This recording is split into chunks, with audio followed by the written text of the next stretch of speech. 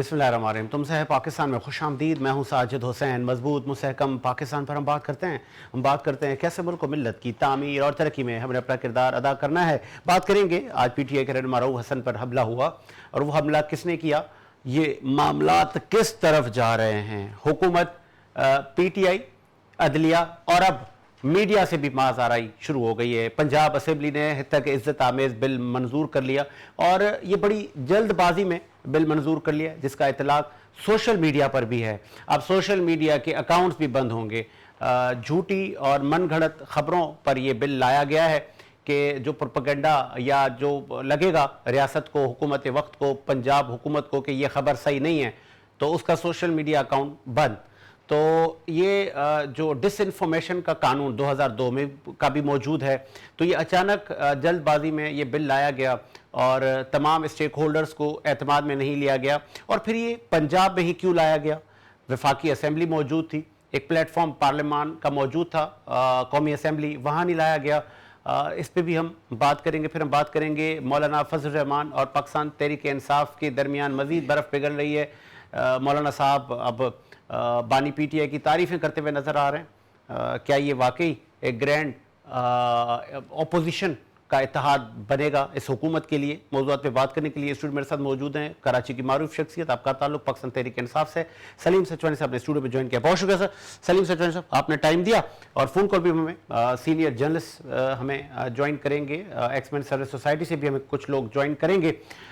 सलीम सचवानी साहब, रऊफ हसन पर हमला, ये किस सिमत मामला जा रहा है? दूसरी जानब टेरियान केस की जो दरख्वास्त थी अदलिया ने मुस्तरद कर दी और बड़ी सरजनिश की है कि जो केस मुस्तरद कर चुके हैं, हम खारिज कर चुके हैं, उसके लिए कौन दरख्वास्तें क्यों लाई जा रही हैं? तो अदलिया काफ़ी फेवर में नहीं आ रही PTI के, आप लोग मुतमईन नहीं हैं? देखिए, मैंने आपके प्रोग्राम में पहले भी कहा था PTI को कोई फेवर नहीं चाहिए, PTI को इंसाफ चाहिए। और अगर अदलिया ऑलरेडी पहले एक केस रिजेक्ट कर चुकी है तो फिर उसी अदलिया को आप दोबारा वो केस पेश करते हो। आपको जाना चाहिए था सुप्रीम कोर्ट में, जाना चाहिए था। आप क्यों हाई कोर्ट में आ रहे हो? तो ये तो केस डालने वाले का कसूर है, जिसने केस लगाया है। और आप देखें रऊफ हसन साहब के जो हमला हुआ है उसकी हम भरपूर मजम्मत करते हैं और इसमें इन्वेस्टिगेट करने की ज़रूरत है कि कहाँ से आई थी और किसके कहने पे आई थी। असल चीज ये नहीं है कि उन्होंने आए और हमला किया, असल चीज ये है कि वो हमला करवाने वाले कौन थे। वो हमला करवाने वालों को जो है कौम के सामने आना चाहिए, जो पंजाब और दीगर इलाकों में चाहते हैं कि हमारे खौफ और दहशत बना रहे और लोग हमारे सामने आवाज़ ना बुलंद करें। अगर आवाज़ बुलंद करते हैं तो उनके ऊपर हमले करवाए जाते हैं। सच बोलना जुर्म बना दिया गया है। और ये जो कानून जिसके बारे में आप बात कर रहे हैं, जो ला रहे हैं, ये आप बताएं कि आदत व शुमार छुपाते क्यों है कौम से? जब ये आदत व शुमार छुपाते हैं तभी मुख्तलिफ ज़राए से मुख्तलिफ मालूमात मिलती हैं और वो लोग इजहार करते हैं इसके ऊपर। तो बहुत से आदत और शुमार ये कौम को छुपाते हैं जो कि छुपाना नहीं चाहिए। उनको तमाम एग्रीमेंट्स, तमाम आदत और शुमार वेबसाइटों पे लगा देना चाहिए ताकि कौम को मालूम हो और वो उसी हिसाब से बात कर सके। इस बिल पर भी मैं आता हूं कि हुकूमत क्यों लाई। पहले मुझे ये बताएं कि ये रऊफ हसन पर हमला, क्या PTI ने पहले कहा था कि हम डायलॉग करेंगे, लेकिन 3 पॉलिटिकल पार्टीज को हटा के बाकियों से हम बात करेंगे।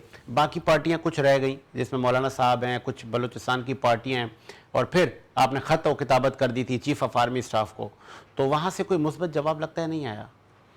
पहली बात तो ये अभी तक ये कंफर्म नहीं है कि खत यहाँ से गया भी है कि नहीं गया। जब पहले अगर यहाँ से खत जाएगा तो फिर जवाब आएगा ना। तो पहले तो ये आप कंफर्म करें कि आपके पास कंफर्म न्यूज़ है कि यहाँ से खत चला गया। नहीं, कंफर्म नहीं है तो फिर कंफर्म नहीं है तो उसको डिस्कस ही नहीं करना चाहिए आपको। अच्छा, नहीं, बानी PTI ने खुद कहा कि मैं चीफ को ठीक है, भेजेंगे, मगर भेजा तो नहीं है ना सर। भेजेंगे और भेजना एक अलग चीज है ना सर। जब भेज देंगे तो जवाब कितने अरसे में आना चाहिए, इसका एक टाइम पीरियड है और उसके बाद जो इस पर गुफ्तगू हो सकती है, इससे पहले तो नहीं हो सकती सर। एक रवायत नहीं है इस मुल्क की कि हुकूमत जब बन जाती है उस हुकूमत का अक्सर टकराव होता है अदलिया के साथ, मीडिया के साथ। अब ये जो मौजूदा हुकूमत है, अब ये भी उसी पॉलिसी की तरफ गामजन है सर। ये आप देख लें, ये अदालतों को कौन धमका सकता है? अदालतों को कौन धमका सकता है सर? अदालतों को दो ही धमका सकता है, जिसके पास डंडा हो, जिसके पास बंदूक हो। फैसल वाडा ने किसको धमकाया सर? फैसल, वही कह रहा हूँ ना, जिसके आदमी फैसल वाडा ने धमकाया, मसला वो नहीं है। फैसल वाडा ने किसके कहने पे धमकाया, मसला वो है। अच्छा, अच्छा, आपने किसके फैसल बारा कहने की पे कोई हैसियत नहीं, वो एक आजाद उम्मीदवार है। गुज़िश्ता प्रोग्रामों में मुस्तफा कमाल एक जब छोटी सी पार्टी का PTI को- लीडर रहा है, हाँ। वो किसके कहने पे धमका रहे हैं, किसके कहने पे हाँ। जजों को ललकार रहे हैं? हाँ। मसला ये है, हाँ। और जिनके कहने पे कर रहे हैं उनको बेनकाब होना चाहिए और उनको सजाएं मिलनी चाहिए। नहीं, आपको याद होगा कि जब बानी PTI को सजा हुई थी तब आप लोग भी अदलिया पे गरजते बरसते थे कि अदलिया ये रातों को अदालतें लग जाती हैं, हमारे साथ सुतला सुलूक है। तो आप लोग किसके सर कहने आप पे थे? उसको देखें ना, आप अपना इंसाफ की नजर से, आप आपके खुद की भी आंखें हैं, आप खुद इंसाफ की नजर से देखें कि किस तरीके के फैसले हुए हैं, किस तरीके के खान साहब के खिलाफ जो है ना केसेस चलाए गए हैं, और किस तरीके से जो है वो केसेस चलाए जा रहे हैं, जो इनकी जो बेल आउट बेलों की जो केसेस है वो किस तरीके से चलाए जा रहे हैं, वो तमाम तर जो है वो सामने जाहिर आता है कि अदलिया को ऊपर दबाव डाला गया था, और अदलिया अब उन दबाव में से बहुत से जजेस जो है वो इसमें से बाहर निकल रहे हैं, और इंशाल्लाह आप देखेंगे कि जजेस जो है वो खड़े हुए हैं और इंशाल्लाह इंसाफ का निज़ाम कायम करने के लिए कदम बढ़ाया है। तो इंशाल्लाह इस मुल्क के अंदर इंसाफ का निज़ाम भी आएगा, और जो गुंडे और बदमाशों की जो हुकूमत फॉर्म 47 की मुसलत है उससे भी आवाम को छुटकारा मिलेगा। आपकी दौरे हुकूमत में भी सहाफ़ियों के साथ बड़े मजालिम थे, पीका ऑर्डिनेंस आप लोग ला रहे थे, फिर रुक गया था। तो पीका ऑर्डिनेंस की मुखालफत करने वाले आज इस ऑर्डिनेंस की हिमायत क्यों कर रहे हैं? जो हाँ। ला रहे हैं वो तो उससे भी ज्यादा गंदा है। हाँ, अब आपने जो बात की ना। पीका हाँ। ऑर्डिनेंस सबसे ज्यादा खराब ऑर्डिनेंस है ये। तो उसके ये क्यों ला रहे हैं? जबकि उस वक्त ये पीका ऑर्डिनेंस की मुखालफत कर रहे थे और बड़ी बड़ी बातें कर रहे थे। इसका मतलब ये इनके कौल और फेल में तजाद था, है, और ये हमेशा रहेगा। चले, ठीक है। ज़ोहेब मंशा ने हमें ज्वाइन किया, पंजाब के आप सीनियर जर्नलिस्ट हैं, खुश आमदीद कहेंगे ज़ोहेब मंशा। बहुत शुक्रिया साजिद भाई, थैंक यू। ज़ोहेब मंशा, आपको तकलीफ दी, पंजाब असेंबली ने बिल मंजूर कर लिया और कहा जा रहा है बड़ी जल्दबाजी में ये बिल मंजूर हुआ है, जिसका इतलाक सोशल मीडिया पर भी होगा। क्या ये वक्त की जरूरत थी या कि पंजाब की जरूरत थी? साजिद भाई बहुत अनफॉर्चुनेट है, और मैं तो ये कहूंगा कि इस बिल के बहाने जो इस वक्त मौजूदा पंजाब हुकूमत है, जो नून लीग की हुकूमत है, उसका एक्चुअल चेहरा जो है वो अया हो गया है कि जो जमहूरियत का उन्होंने लड़ाना उड़ा हुआ था और जो एक्चुअल वो जाली मैंडेट के साथ कौम पर मुसल्लत हुए हैं। आई थिंक इस तरह का बिल पास करके, और अगर आप देखें तो मरियम साहबा के आप 2023 में जो उन्होंने स्पीच की, इसी तरह का जब प्रीवियस गवर्नमेंट में बिताया तो उन्होंने इसकी मजम्मत की और उन्होंने कहा था, उनके अल्फाज ये इस तरह का बिल अगर पास किया जाता है तो सहाफियों की सिर्फ आवाज नहीं दबाई जाती बल्कि आवाम की आवाज दबाए जाने के मुतरादिफ है। तो आज उन्हीं की हुकूमत है, मरियम साहबा CM है, और इस तरह उन्होंने एक ऐसा बिल पास करके जिसमें वो आवाम की आवाज बंद करवाना चाहते हैं, सहाफियों की आवाज बंद करवाना चाहते हैं। और मेरे ख्याल से ये बिल जो है वो कल अरशद अंसारी साहब ने एक प्रॉपर प्रेस कॉन्फ्रेंस भी की है, और तमाम सहाफी तंजीमें जिनमें UJ, तमाम प्रेस क्लब, APNS, तमाम सहाफी तंजीमों ने इसकी मजम्मत की है, इसे मुस्तरद किया है, और किसी सूरत भी इस बिल को एक्सेप्ट नहीं किया जाएगा। आवाम की आवाज को दबाने की इजाजत ये हुकूमत हो या कोई भी हुकूमत हो, अगर वो आवाम की आवाज दबाने की कोशिश करेगी, सहाफत की आवाज दबाने की कोशिश करेगी, तो उसे एक्सेप्ट नहीं किया जाएगा। लेकिन अच्छा हुआ कि कौम के सामने वाज़े हो गया कि ये लोग जाली मैंडेट के साथ तो आए हैं, लेकिन ये उन्हीं लोगों के ऊंचे हथकंडे बने हुए हैं कि जो लोग चाहते हैं कि सहाफत की आवाज दबाई जाए, आवाम की आवाज दबाई जाए। अच्छा ज़ोहेब मंशा, लास्ट एक मेरा बड़ा आपने बेबाक तजिया दे दिया, मुझे ये भी बताइएगा कि उस कानून को जब हमने पढ़ा, स्टडी किया, तो क्या सोशल मीडिया के जो अकाउंट्स हैं जिसपे पंजाब हुकूमत को लगेगा कि ये खबर ठीक नहीं है, वो अकाउंट बंद हो जाएगा? मेरे ख्याल से देखें, ये सारी बातों के लिए सहाफी तंजीमों की एक प्रॉपर एक्शन कमेटी बनी थी, और उनका यही था मुतालबा कि अगर आप कोई बात डिस्कस करना चाहते हैं तो हम डिस्कस कर लेते हैं। लेकिन आप ये देखें कि पहले बात करने के बाद पंजाब हुकूमत फिरी और उसने तेजी में ये बिल पास कर दिया। ये सारे तहफ़्फ़ुज़ात हैं जो हुकूमत को तहफ़्फ़ुज़ात हो सकते हैं, यानी मिसयूज जो किया जाता है या किसी को कहीं ना कहीं टारगेट किया जाता है, तो ये सारी बातों पर तो बात हो सकती है, लेकिन इसका ये मतलब नहीं कि आप एक बिल पास करें। और इस तरह के जो काले कानून है उनको इसीलिए पास किया जाता है कि आप अपने जो मुखालफीन है, सियासी मुखालफीन है, और जो अवाम है बिलखसूस, उसकी आवाज को दबा सके। आप देखिएगा कि अगर जैसे इन्होंने पास किया है तो हर को ये सिर्फ जो भी इनके ऊपर तनकीद करेगा उसमें शायद वो सोशल मीडिया से हो, मीडिया से हो, कहीं से भी हो, टारगेट किया जाएगा और उससे जो है वो सजा होगी। सजा होगी, पाबंद सलासल होगा वो कि इसने झूठी खबर फैलाई है, ऐसा ही है जोहेब? मेरे ख्याल से झूठी खबर या फेक न्यूज के और बहुत सारे तरीके हैं, लेकिन एक प्रॉपर बिल इस तरह ले आना और उसको इज्जत के नाम से बिल ले आना, इस तरह तो हर कोई उठेगा और वो एक दूसरे इंसान को कोर्ट के अंदर लेके आ रहा होगा। मेरे ख्याल से अवाम का इसमें कोई इंटरेस्ट नहीं है। ठीक है, सिर्फ और सिर्फ ये गवर्नमेंट बौखलाई हुई है कि इन पर तनकीद क्यों हो रही है, इन पर क्रिटिसाइज क्यों हो रहा है, इनकी प्रेजेंस तो है नहीं, ना ही ये अवाम में मकबूल है, ना ही इनकी कोई पॉपुलैरिटी है। जस्ट ये अवाम ने इन्होंने एक्ट बंद किया हुआ है, एक अरसा हो चुका है पाकिस्तान ट्विटर एक्ट बंद है, तो इस तरह ये सोशल मीडिया बंद करके आवाज को बंद करके और इस तरह के बिल पास करके कि मैं नहीं समझता कि ये 5 साल तो बहुत दूर की बात है, ये कुछ दिन भी निकाल सके ना करें। चले, हमारी तरफ से साथियों की ठीक तरफ है, से सख्त रद्द-ए-अमल रहेगा। सख्त रद्द-ए-अमल आपने दे दिया। बहुत शुक्रिया जोहेब मंशा, आपके कीमती वक्त का। हुकूमती शख्सियत भी हमें ज्वाइन कर चुकी है स्टूडियो में, नौजवान रहनुमा है, PMLN का मौक़िफ़ देने के लिए पहुंचे स्टूडियो में सरदार सोहेल साहब। बहुत शुक्रिया सर, आपने टाइम दिया। ये कौन सा बिल आपकी हुकूमत ले आई? पंजाब हुकूमत में बिल ले आए आप, जिसका इतलाक सोशल मीडिया पर भी होगा। इतना खौफ, इतना डर, तनकीद बर्दाश्त ही नहीं है आप लोगों में। खौफ और डर उन लोगों को है अच्छा। जो शोर और ववेला वो लोग मचा रहे हैं कि जो डिस इन्फॉर्मेशन फैलाते थे। इस मुल्क के अंदर बदअमनी में उनका हाथ था, इस मुल्क के अंदर जितने भी अफरा तफरी है उसमें उन लोगों का हाथ था। ये बिल तो इसको बहुत पहले लागू हो जाना चाहिए था। अच्छा, क्यों? उसकी वजह यह है कि आज होता कुछ है, सोशल मीडिया पे जितने भी अकाउंट्स हैं आप देखें, एक्स पे देख लें या और जितने भी फेसबुक अकाउंट्स हैं, उसमें झूठी वीडियो, झूठी तस्वीर, झूठी खबरें चलाई जाती हैं। ये पाकिस्तान वाहिद मुल्क है जहां जिसका जो दिल चाहता है वो कर गुजरता है। सच ही नहीं चलाई जाती वहाँ पे? सच कुछ भी नहीं है सोशल मीडिया पे? 90% झूठ है, 10% सच है। अच्छा, ज्यादा तकलीफ किसको है? वो व्लॉगर्स जिनकी रोजी रोटी बंद हो गई है, क्योंकि वो झूठ। आप YouTube खोलें, उस पर सबसे लिखा होगा आर्मी चीफ से रातों रात इस्तीफा, आर्मी चीफ से रातों रात इस्तीफा, ये हो गया, वो हो गया। PTI ऐसा ही एक कानून ला रही थी उस वक्त की हुकूमत, पाकिस्तान तहरीक इंसाफ की। उस वक्त मरियम साहबा ने क्या कहा था? क्या कहा था? कहा था कि ये तो जुल्म है, ये तो आमराना निजाम है। नहीं, देखें, ये निजाम होना चाहिए। आते ही ये निजाम चाहे आमराना रवैया हो या हुकूमत हो। हाँ, ये डिसइंफॉर्मेशन बिल ये बहुत पहले आ जाना चाहिए था। अच्छा, इसी का इत्तलाक आप देखें ना कि यहाँ पे ARY जैसे चैनल और इस तरह के काफी सारे जो सहाफी हैं, उन पे लंदन में जुर्माना हुआ है, बरतानिया में उन पे जुर्माने क्यों हुए? डिसइंफॉर्मेशन पे हुए ना, कि किसी भी खबर की जब तक आपके पास तस्दीक ना हो आप उसको नशर नहीं कर सकते।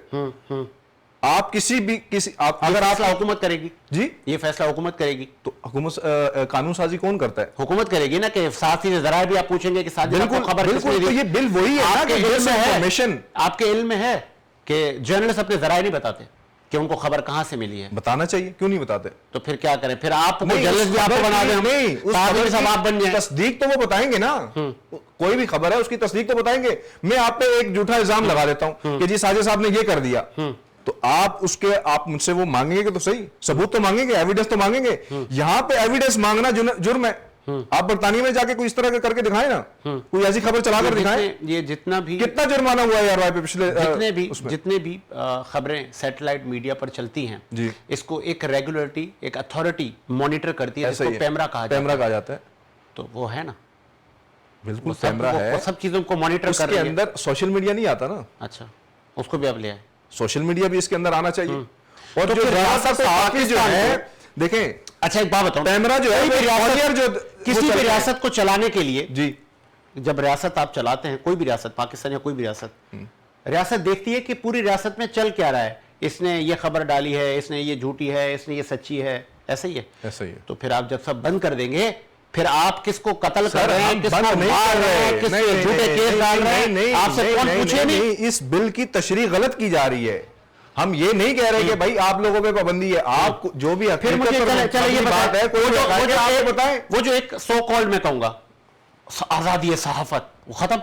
उसको किस्सा खत्म करें। अच्छा सबसे बस मैं फिर उसको बोले चलो भाई आप अपनी हमारे दुकान बंद मुल्क करें, की चैनल सारे बंद बदकिस्मती क्या है? करें, नून लीग के चैनल खोलें। नहीं, हमारे मुल्क की बदकिस्मती ये है कि यहाँ पर जब भी कोई राइट की बात की जाती है, जब भी कोई हक की बात की जाती है, तो कभी जमहूरियत को खतरा हो जाता है, कभी दीन को खतरा हो जाता है, कभी मुल्क को खतरा हो जाता है, कभी साफियों को खतरा हो जाता है। ऑर्डिनेंस में फवाद चौधरी साहब बैठ के यही बातें करते थे जो आज आप कर रहे हैं कि ये अफरा तफरी फैलाते हैं, ये मुल्क में नेगेटिविटी फैलाते हैं। क्या फैलाई? इन खबरों को रोकना चाहिए। हमें बताएं ना। अब आपकी ऑपोजिशन हमने ये बताया कि ये फवाद चौधरी झूठा है। बरतानिया की अदालतों में किसने जुर्माने भरे? वो हमने भरे। बरतानिया की अदालतों में इनके उस वक्त के हामी जो चैनल्स थे पीटीआई के, उन्होंने जुर्माने भरे। अभी हम तो हमेशा अभी आपको पता है, पोजीशन में अभी थे, आपको उस पता वक्त है, भी नून लीग के हामी, नून लीग के नैरेटिव को फरोग देने वाले चैनल्स को बेतहाशा इश्तिहारात मिल रहे हैं। क्यों मिल रहे हैं? नहीं मिलने चाहिए ना। बिल्कुल नहीं मिलने चाहिए। तो क्यों आपकी हुकूमत इतनी- इक्वालिटी होनी चाहिए, और ये हमेशा से होता है। आप क्यों कर रहे हैं? फेवरेटिज्म तो हमेशा से होता है। आप ना ये आज करें पहली दफा हो रहा है क्या? तो आप ना करें। आप ये ये बताएं बात कि को ये खत्म पहली करें। दफा हो रहा है। पहले ही आप लोगों पर करप्शन के इल्जाम आते हैं। कल जब आप कहेंगे- किसके ऊपर नहीं है? आज के दौर में, मौजूदा दौर के अंदर शरीफ वो शख्स है जिसकी चोरी अभी तक पकड़ी ना गई हो। शरीफ वो है जिसकी चोरी नहीं पकड़ी गई, वरना तो हर शख्स यहां पे चोर है। और इल्जामात की बात करते हैं, इल्जामात तो कायद-ए-आज़म पे भी लगे, लियाकत अली खान पे भी लगे, लेकिन इल्जामात की तस्दीक भी होनी चाहिए। मतलब इमरान इल्जामात खान पर भी इल्जाम हैं, वो भी बिल्कुल। सादिक और अमीन है, शरीफ आदमी है। ऐसे ही है। नहीं, हम ये नहीं कह रहे कि शरीफ आदमी है। चले सादिक और अमीन है कि अल्लाह आपने बोल दिया। अल्लाह के नबी चले है, सोहेल। सादिक और अमीन। ठीक है, हमने आ कभी गया। नहीं कहा कि इंसान, उसके बाद जो बशर है, अच्छा, इंसान चलो। है, वो कोई भी सादिक और अमीन नहीं है। नहीं है, कोई भी नहीं है। बिल्कुल अल्लाह के नबी के अलावा और कोई भी नहीं नवाज है। शरीफ भी चोर है। चोर की बात नहीं कर रहा, सादिक और अमीन की बात की है। अच्छा, सदाकत और अमानत वो सिर्फ और सिर्फ अल्लाह के नबी पे वो सूट करता है। वो बट ठीक है, अल्फाज। चल आगे आपका सर, ये बिल आ गया। अब इस बिल को आज पंजाब असेंबली में आए, भी वफाक में दीगर असेंबलियों में भी आएगा, हो सकता है, हो सकता है। अभी इन्होंने दो बातें की। थोड़ी देर पहले इन्होंने कहा था कि तमाम चोर हैं, तो हाँ। नवाज शरीफ साहब भी आ गए हाँ, और शहबाज शरीफ साहब भी आ गए। मैंने इल्जामात की बात की। इल्जामात किस पे नहीं लगे? मैंने इल्जामात की बात कहा कि की। तमाम चोर अच्छा, हैं। मैंने इल्जामात की बात इन्होंने की। अपने लीडरान को भी इसमें शामिल कर लिया। आप अपने अल्फाज को चेक कर लीजिए। इन्होंने इल्जामात की बात की। इन्होंने इल्जामात की बात की। आप चेक कर लीजिएगा जो अल्फाज आपने कहे, और उसके बाद फिर कहते हैं नवाज शरीफ चोर नहीं है। सर ये दो बातें नहीं होनी चाहिए। यहाँ चोर है या नहीं है, वो दो एक बात होनी चाहिए। हाँ, ऐसे ही है। तो ठीक है। इसलिए अच्छा, है या पीटीआई नहीं के है, नजदीक, पीटीआई के बस नजदीक बात देखें। ये पलटी मार पीटीआई के नजदीक सर, मैं पीटीआई की और इसकी बात नहीं कर, मैं तो आपके अल्फाज की बात कर रहा हूँ। मैंने अल्फाज में कहा कि इल्जामात की बात की है। बात नहीं, अभी जो आपने इन्होंने अल्फाज करप्शन की किए, बात मैं की, तो मैंने आपके कहा करप्शन अल्फाज के की बात कर इल्जामात रहा हूँ। बोला जी, करप्शन के इल्जामात लगे तो आपने इल्जामात कहा तो कायद-ए-आज़म तमाम पे भी चोर लगे। हैं। अगर तमाम चोर है तो नवाज शरीफ, शहबाज शरीफ सारे इसमें आ गए। हाँ हाँ, ऐसे ही है।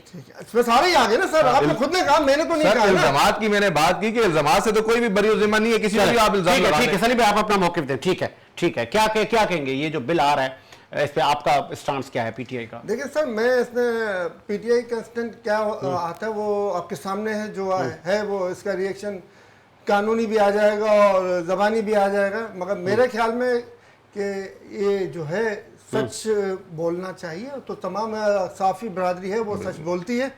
और उसमें कुछ होते हैं जो गलत बयानी से काम लेते हैं, और ज़्यादातर जो सोशल मीडिया को जो टारगेट बनाया जा रहा है ना इनकी तरफ से, उसकी वजह यह है कि सैटेलाइट मीडिया को तो ये लोग कैप्चर कर लेते हैं इश्तिहारात के लालच दे के, दीगर दबाव डाल के। अभी आपको पता है 3 दफा टेली न्यूज बंद हो चुका है।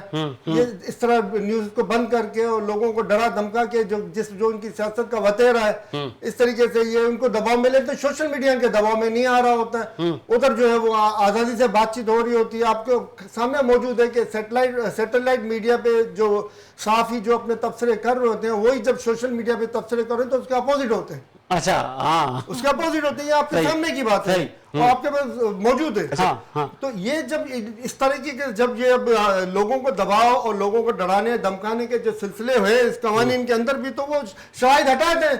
ठीक है। और जो मुनासिब तरीके कार है, पीटीआई को खतरा ये है कि पीटीआई सोशल मीडिया के झूठ पर टिकी हुई है। मैं तो बात पीटीआई की कर ही नहीं सोशल मीडिया पे झूठ पर टिकी हुई है। सबसे बड़ा अकाउंट तो आपके हैं, फेक अकाउंट जो आपने मरियम नवाज साहबा ने बनाए हुए पूरे के। अच्छा, हमारे फेक अकाउंट है वो जो आप देते रहे, आपने उसे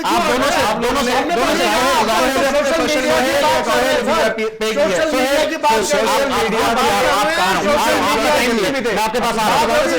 ठीक है, ठीक है। सैटेलाइट मीडिया पे जो उन्होंने पाबंदियां लगाई हुई थी और हैं कि खान का नाम नहीं लेना, बानी पीटीआई कहना, चले। ये सब बदमाशी कौन कर रहा है? चले, आज आपका point मैं कॉल ले लूं। 47 लेके कौन हुकूमतों में बैठा हुआ? क्या हम लोग बैठे हुए? चले, मैं कॉल ले लूं, मैं कॉल ले लूं। ये 24 डिक्टेटरों की हुकूमत है जो इसी तरीके से अच्छा, चल इससे रही है। पहले वाली ये कॉल ले लूं। बर्दाश्त नहीं होगा। चलो, ठीक है। वो बाहर हो जाएंगी कौम के सामने। ठीक है। इस वक्त में ज्वाइन किया है अजीज अवान साहब ने, चीफ ऑर्गेनाइजर हैं एक्समैन सोसाइटी के। खुश आमदीद कहेंगे सर, क्या आप सुन सकते हैं अजीज अवान साहब?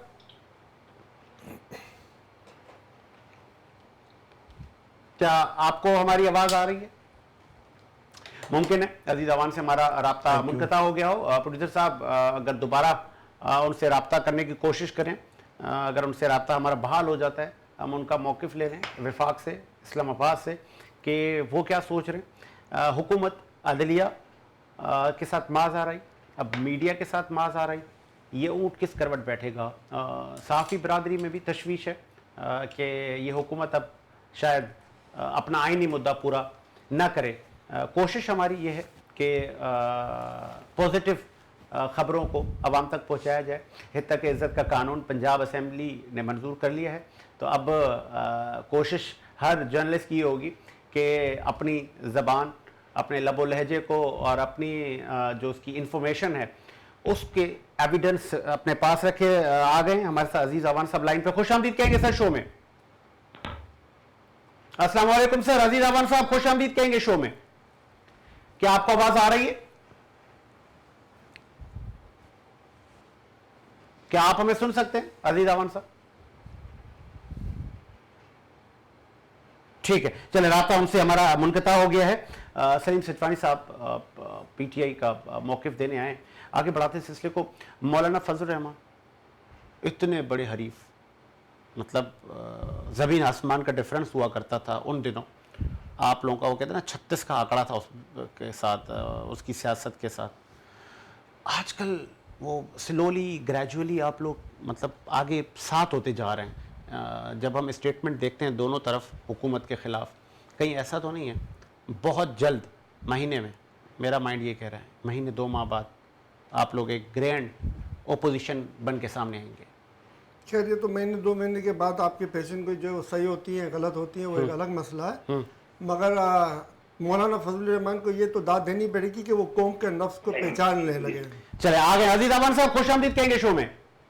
जी साजिद भाई बहुत शुक्रिया सर, मैं कैटेगोरिकली आपसे जानना चाहूंगा, ये मौलाना साहब और पीटीआई में बर्फ पिघल रही है।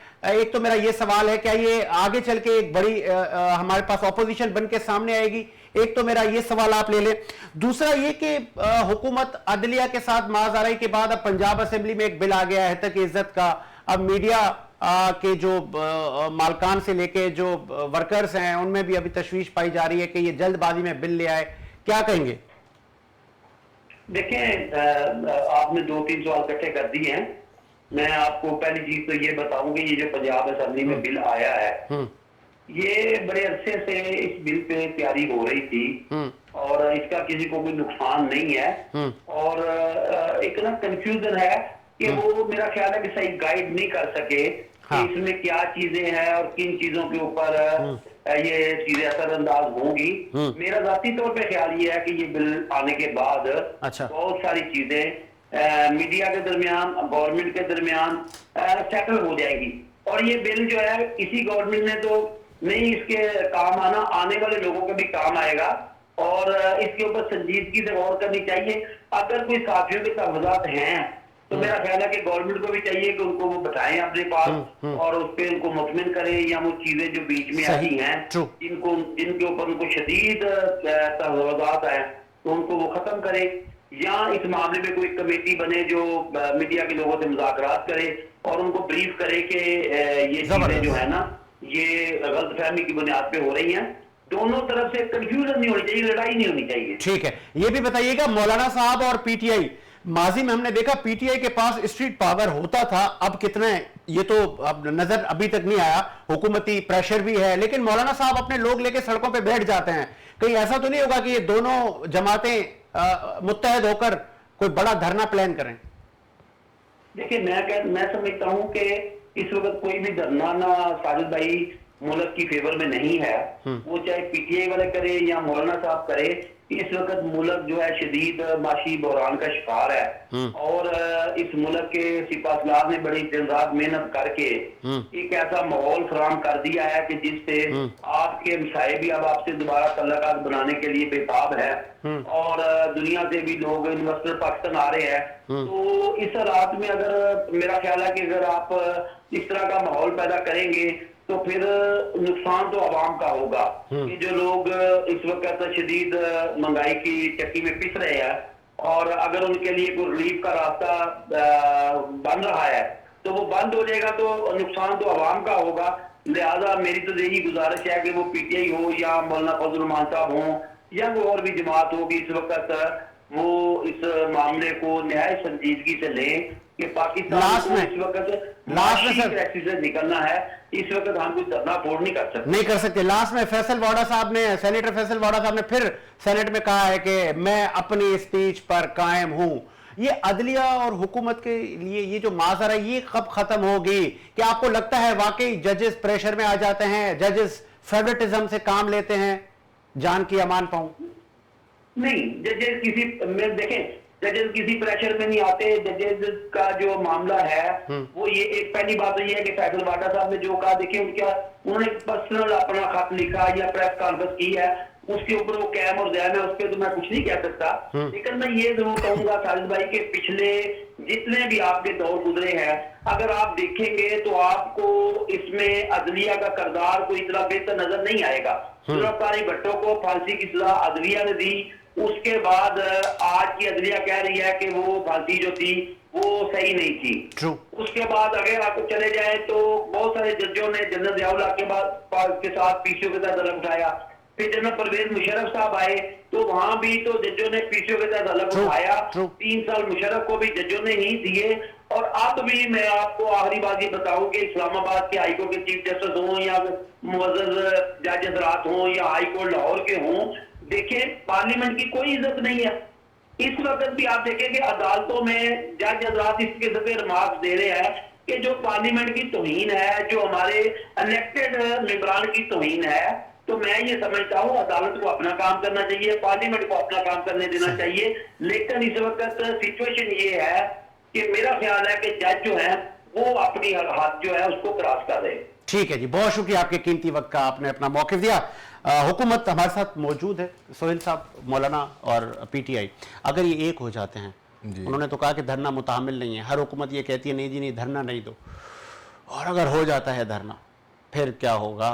सबसे पहले तो ये है कि अगर हो जाता है तो थोड़ा सा 2-3 महीने पहले अगर थोड़ा पीछे जाएं। नहीं सर, अब मौलाना भी साथ हैं, मैं दोनों की बात कर रहा हूं ना। अगर हम 2-3 महीने पीछे जाएं, उस वक्त ये एक दूसरे के खिलाफ कैसी बातें करते थे, क्या कहते थे? नहीं उसको छोड़े ना, वो तो अच्छा, सियासत में सब चलता है ना। नहीं, सियासत में सब चलता है। जब यही तो बात करते थे, आप साथ बैठे हुए। मैं यही बात कर रहा हूँ, मैं उसी बात की तरफ आ रहा हूँ, उसी बात की तरफ। जब पीटीआई के सपोर्टर्स, वर्कर्स या लोग डंडे लेकर आते हैं ऐसे जेयूआई वाले, जब पीपल्स पार्टी और नून लीग अगर एक प्लेटफॉर्म पे आती है मुल्की मफाद में, तो वो क्या कहते हैं? ये इनकी डील हुई है, अपने बिल और अपने केसेस माफ कराने के लिए, करप्शन करने के लिए एक हुए हैं। लेकिन आज वही पीटीआई के लोग मौलाना के साथ, मौलाना के पैर पकड़ रहे हैं, मौलाना को अपना मतलब चीफ मान रहे हैं, अपना रहनुमा मान रहे हैं। तो आज हम उनको क्या कहेंगे? से काम ना नहीं, रहनुमा मारने, चीफ मारने सब गलत बयानी है। वो कह रहे हैं कि हम आपके पीछे आपकी इमामत में नमाज पढ़ेंगे सर। सर इमामत में नमाज पढ़ना क्या जुर्म है? नमाज पढ़ना कहने का मकसद ये है कि आप आगे लीड करें, आप आगे लीड करें। नहीं, सियासत को मिलाए नहीं बेटा, आप दीन और सियासत को मिला रहे हैं, इस तरह ना करें। दीन सियासत से अलग, नमाज पढ़ना दीन सियासत से अलग है। मेरा नमाज पढ़ना और सियासत करना अलग नहीं है। मेरा आपसे सवाल, आपने कहा दीन और सियासत को मिलाया नहीं। अगर दीन और सियासत एक ही है। अगर आपको इल्म हो नमाज जो आपने पढ़ी है, अगर दीन में आपने सिखाया नमाज पढ़ी है उस हिसाब से सियासत नहीं करते तो आप जुर्मदार हैं। तक यही मौलाना नमाज भी था, यही मौलाना चोर अलग चीज है, यही मौलाना इनका जो है ना दुश्मन भी था। आज वही मौलाना सब कुछ हो गया।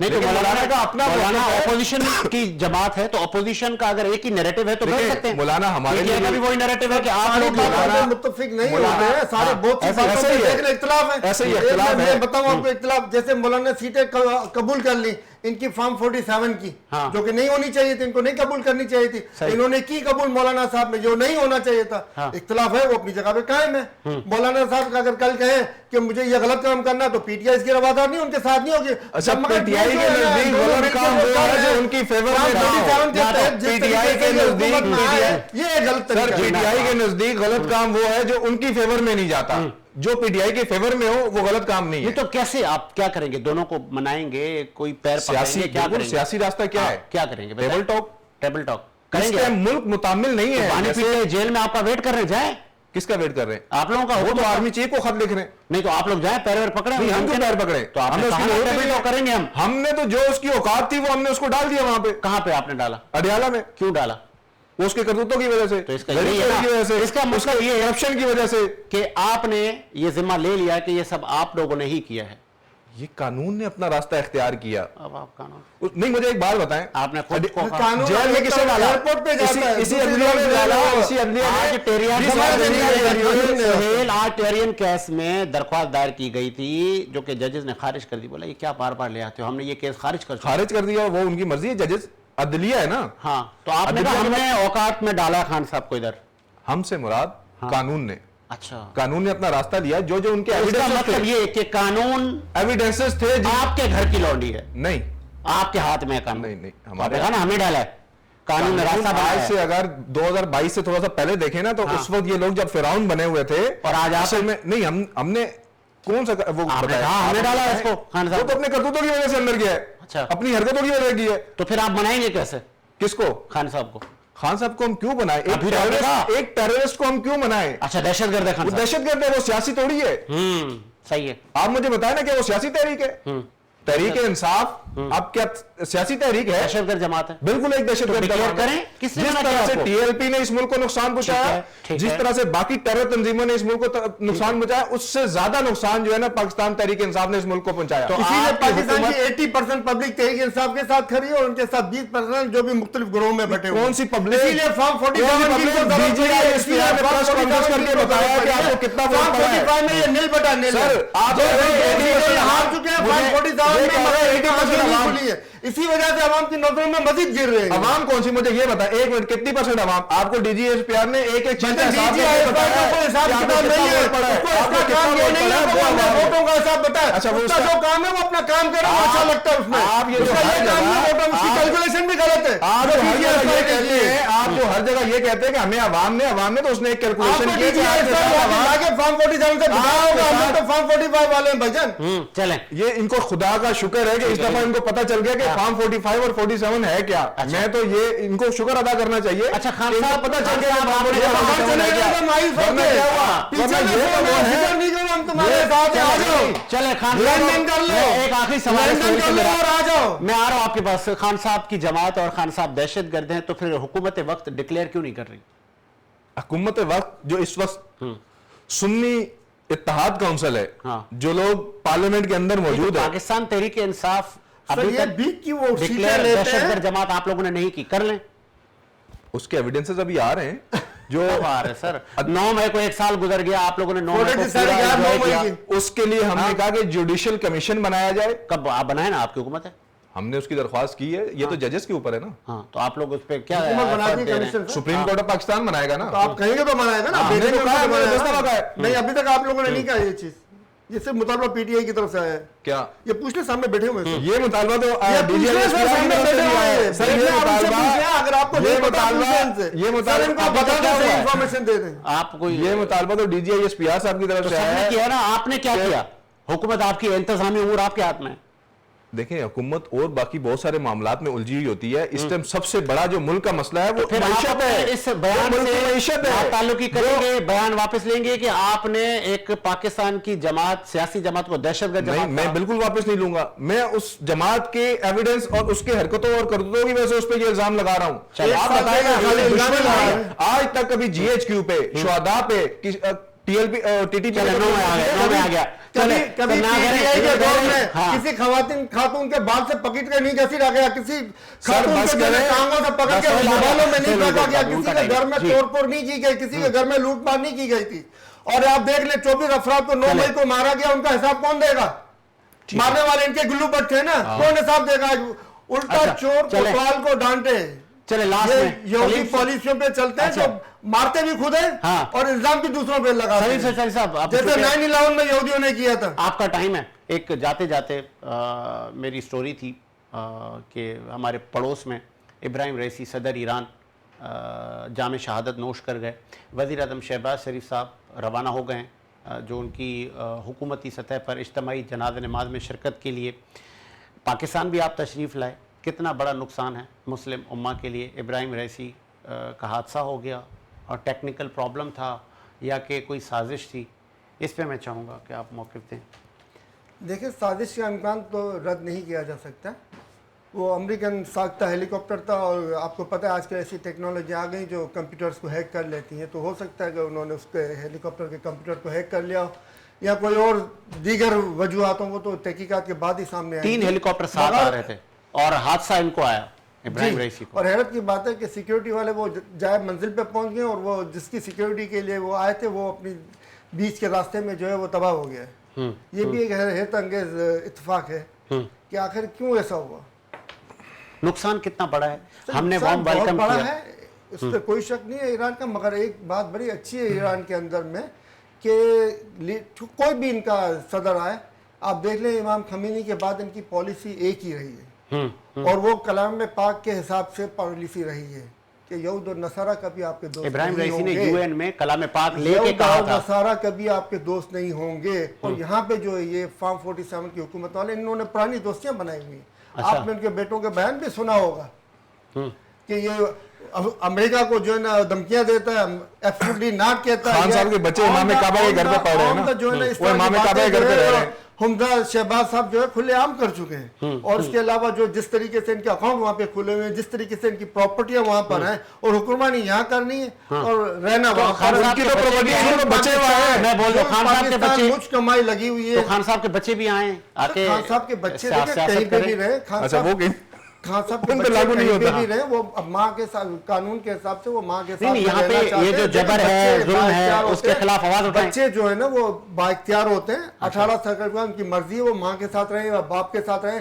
उनका ऑलरेडी तमाम तर कारोबार जो है वहां पर है। नहीं, सियासत और भी वो कर रही है बचपन वो। से अच्छा। वो सियासत में इनको नहीं आना, इसीलिए वो पाकिस्तान नहीं आ रहे। मगर ये तो जब वहां पे लंदन में होते हैं इनके बच्चे, हाँ, तो हसन क्या- हुसैन। जब केसेस होते हसन हैं हुसैन को तो भी कहते हैं सियासत में जरा पाकिस्तानी ये तो नहीं इनसे है। पूछें। अच्छा। तो ये कहते हैं पाकिस्तानी नहीं है। मगर जब पाकिस्तान के अंदर हुकूमत आ जाती है तो असल कहते हैं कहानी तो ये लंदन है के कि भाई वो पाकिस्तानी। इमरान खान साहब के बच्चे सर, वहाँ इस पे तरह के जमायमा से जो है ना इनकी तफसीर बयानात तफसीर पढ़ रहे मौजूद हैं, हैं। वो उनकी कुछ तालीमात अभी बाकी है, वो उनके- तफसीर वहाँ पे उनके पढ़ रहे हैं। जो हरकतें जो उनके बच्चों की हैं, जितनी प्रॉपर्टियां बचपन से ही आ गई थी, इनकी उम्र में तो वो अरबों डॉलर के मालिक बन चुके थे। सही। आज इनसे पूछे इनके पास कितने अरब डॉलर हैं। इनके लीडर में तो अरबों डॉलर कमा के बैठे हुए थे। और अवाम का खून पसीने की जो जिस तरीके से खून पसीना अवाम का लूटा जा रहा है बिजली की तवानाई की मद में, ये इसके ऊपर मसले को हल होना चाहिए। और एटमी बिजली दिया है ना आज सिंध हुकूमत ने। सर सईद गनी कह रहे हैं कि इलेक्ट्रिक के दफ्तरों में घुसो। सर, ये अभी बचकाना बयान देना कि इलेक्ट्रिक के दफ्तरों में घुसो, ये सिर्फ एक सियासी बयान है। और जब घुसेंगे तो यही एफआईआर कटवा रहे होंगे। अच्छा, जब लोग घुसेंगे ना तो यही एफआईआर कटवा रहे होंगे लोगों को। नहीं, उन्होंने कहा कि इलेक्ट्रिक पे एफआईआर कटेगी अगर कोई मरा तो।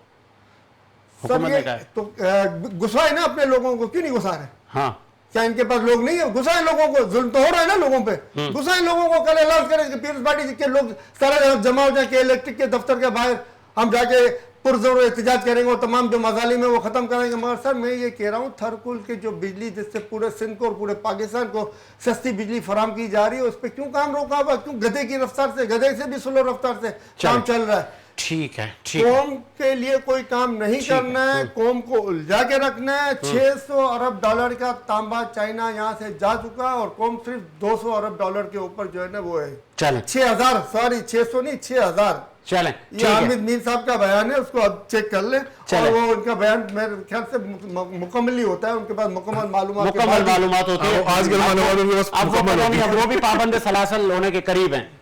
सर वो सच बोलने वाले तो पाबंद सलासल होने की वो आज से 2 साल पहले सच बोल नहीं बोलते थे। यहाँ पे अच्छा, इनको आज पता चला है, इनको आज पता चला है कि हामिद मीर अभी सच बोलना शुरू हुआ है। लोगों को इनसे जरा ये तो पूछे, उनको जो सर पाबंदियां मुझे लगाओ, ये बताएं कि हामिद मीर के अब सच बोलना शुरू हुआ है। चलो ठीक है, ठीक है, ठीक है, ठीक है। इसी उम्मीद के साथ मेरा मुशाहिदा आबाद रहे। साजिद हुसैन को इजाजत दीजिए, मुलाकात होगी नए प्रोग्राम के साथ। अल्लाह हाफिज़।